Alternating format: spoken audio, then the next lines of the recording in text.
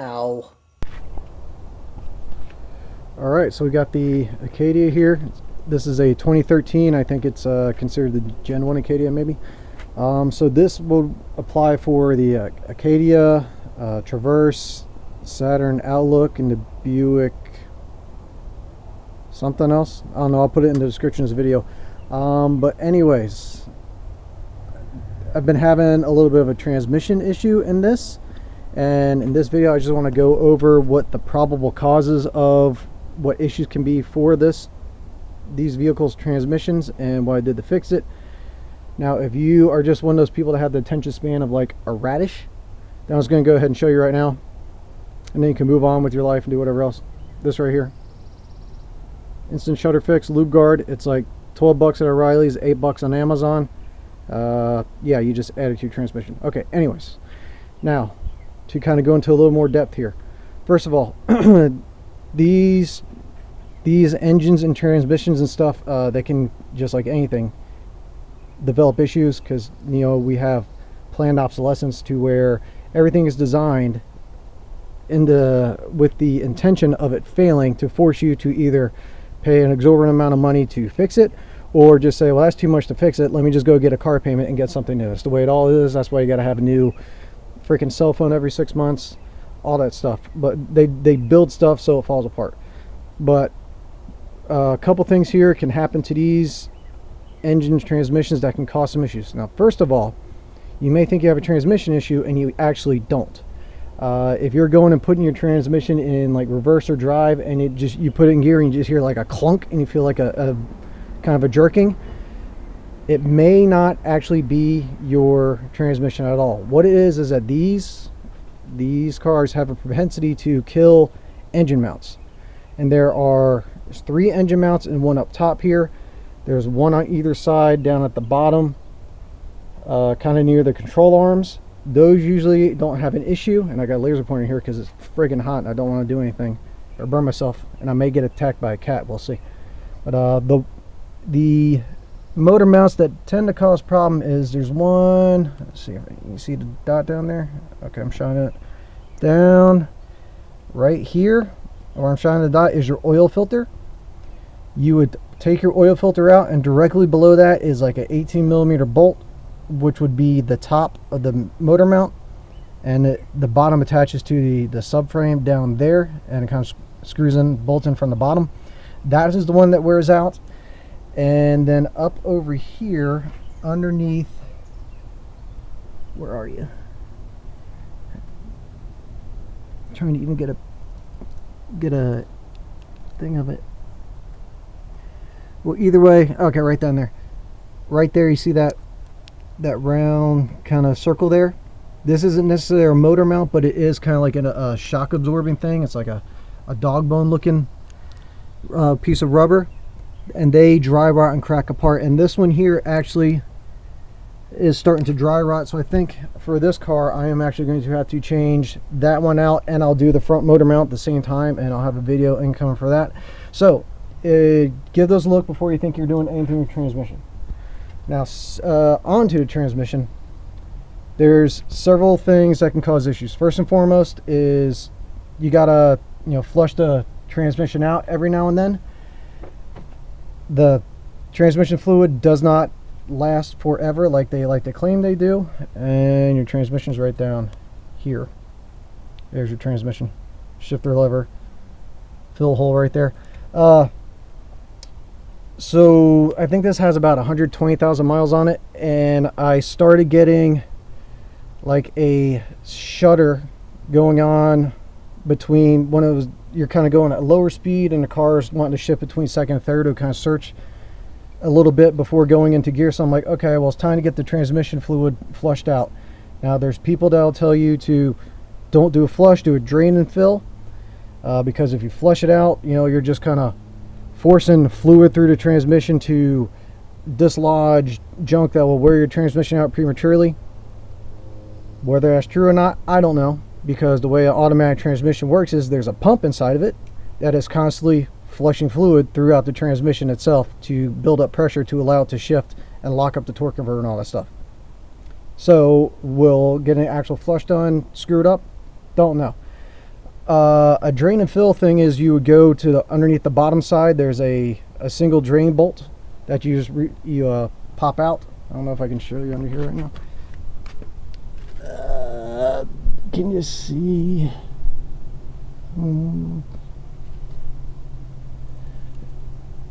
There's transmission right there. I can't see where the drain bolt is right away, but you drain it, you open the drain bolt, you drain it out. You measure how much you have drained out, you tighten the bolt back up, you dump in to the top here an equal amount of what you drained out. You start the car up, you let it run, you drive around for a little bit, get up to operating temperature, you come back, you let it cool down, you drain it out again what you can get out, and then you measure it and fill it up again. It is kind of wasteful fluid because you're kind of dumping out new fluid that you just put in there with old fluid and stuff, and you won't ever get all of the old fluid officially out, but you can do it that way if you don't want to get a flush done. Up to you. It's whatever you want. Now if you start getting kind of little torque converter searching thing or really bad slippage, just putting in new transmission fluid for you may take care of that. It may not. What I experienced with this is after I started getting the torque converter shutter thing a little bit and I flushed it out, it was good for a minute, but then it started really slipping and having like a really bad torque converter shutter at like highway speeds and searching. And you'll notice if you're driving on the road and you'll feel it kind of, the car is like, can't tell what gear it wants to be in, or if you watch the tach and the tach will go like this. That's because the computer cannot tell if it needs to lock the torque converter or not. That happened with the new fluid in it. So there are two other issues that can happen in this transmission. One is, well, three I should say. Two of them involve the transmission has to be pulled out and messed with. One of them does not. One issue is you have the torque converter, which is in between the transmission there and the engine there. It attaches to the flex plate. You would have to pull the transmission out, pull out the torque converter, put in a new torque converter, pop the transmission back in, fill it back up, do all that stuff. Also, another thing that involves pulling the transmission out is and back. Another thing that happens with inside the transmission that involves pulling transmission out is there's a thing called a wave plate. That's part of the best way to describe this. The fluid is part of the fluid control system inside the transmission. That has to be replaced, and that only can change by pulling the transmission out and taking the transmission apart. So the third issue you may have with your transmission here can be done without removing transmission, and that is the area where the filler is. You'll see this black plastic panel that goes along the outside, and you'll see kind of like here a connector and a cord that goes back. This is your transmission control module.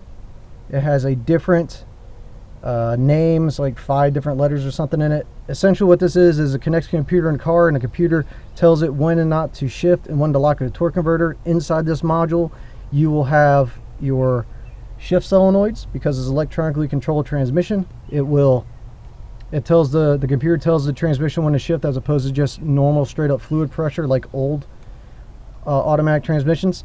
These can go bad and start causing solenoids to hang up and not wanting to shift and stuff like that. You can get new modules of these that have to be coded to your VIN code of the car, and then you can replace this while the transmission is still in the car.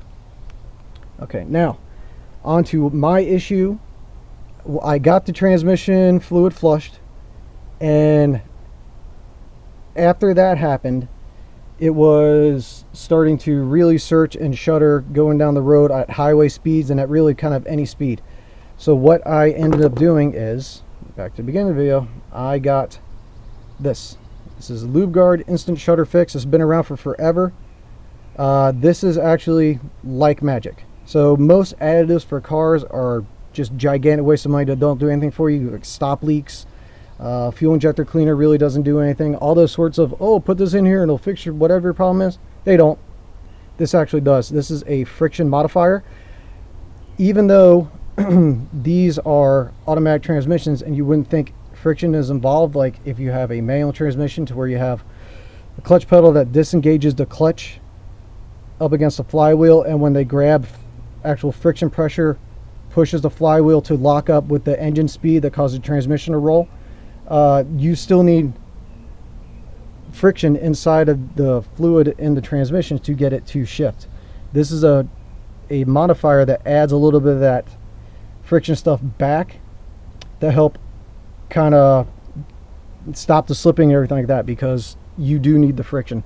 So I think whenever you get new transmission fluid put in, sometimes even if you use the stuff that's recommended for a car, they don't always have enough friction for your needs. So if you get to this point to where you have the original kind of shudder or searching a little bit, first and foremost, get new fluid in there, however the way you deem fit, because more than likely it hasn't been serviced enough in a while. Check that. Sometimes you can do it a couple times to solve the issues. If you're still having issues after that, get yourself this, cut the top, just add it right here to the little fill point, dump it in there, and this was seriously an instantaneous fix. I went and I drove it down the road to O'Reilly's, I grabbed this, came back home, put it in here, and then took it and drove it away about 5 minutes later, and all the issues of it searching while driving down the road, gone. So definitely give this a whirl. Worst things that happen is you spent $8-12 and your transmission is still messed up, and then you got to do something else to it. Big deal.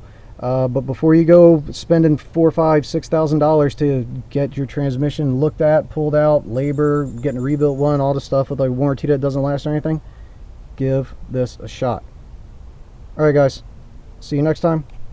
Thanks for watching.